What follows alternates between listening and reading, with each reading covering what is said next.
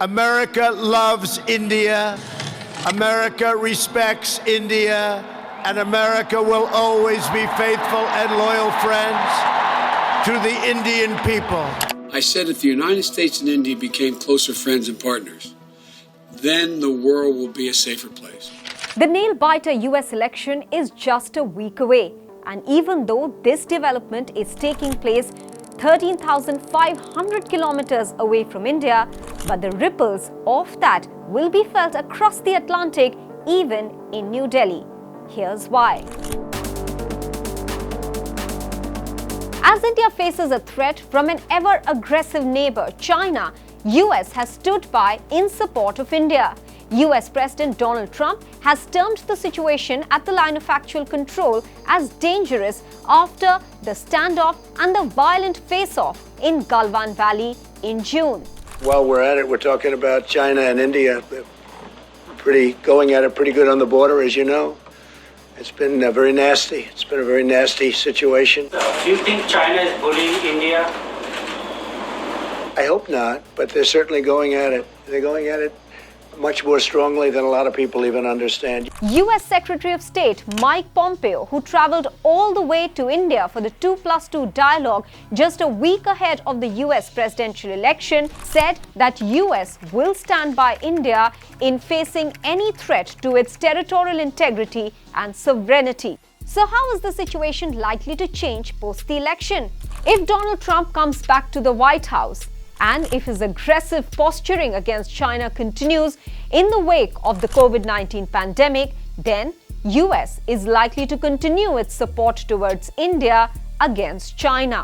But many analysts believe, for all you know, the trumping up of the China issue could only have been an electoral rhetoric. And what if Joe Biden makes it to the White House? His response to China could perhaps be more calibrated. But if you go by what senior US officials have to tell India, is that both the Republicans and the Democrats are on the same page as far as deepening the relationship with India is concerned.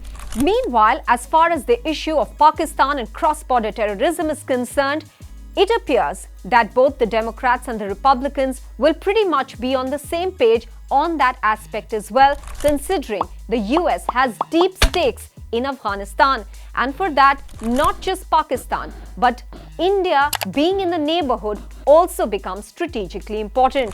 Trade has been a niggling issue between India and the United States all of the 4 years tenure of Donald Trump.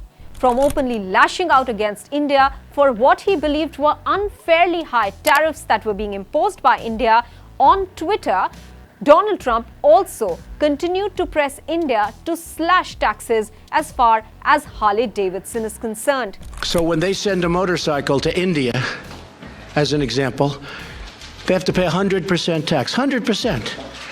Now, the Prime Minister, who I think is a fantastic man, called me the other day. He said, we are lowering it to 50%. I said, okay, but so far we're getting nothing. So we get nothing, he gets 50, and they think we're doing like they're doing us a favor.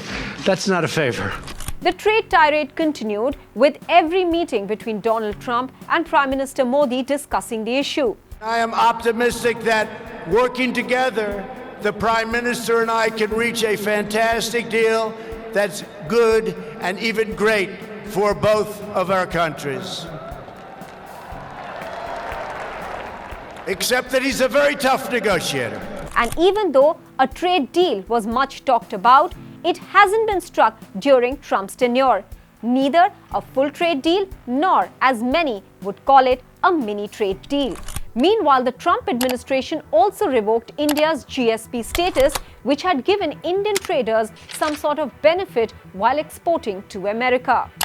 If Donald Trump makes his way back to the White House, it is quite possible that he will continue his tirade against India over the trade issue because of the manner in which he conducts his business, being very transactional in nature even as a president. As far as the Democrats are concerned, it is quite possible that they might not be as aggressive against India over the issue of trade.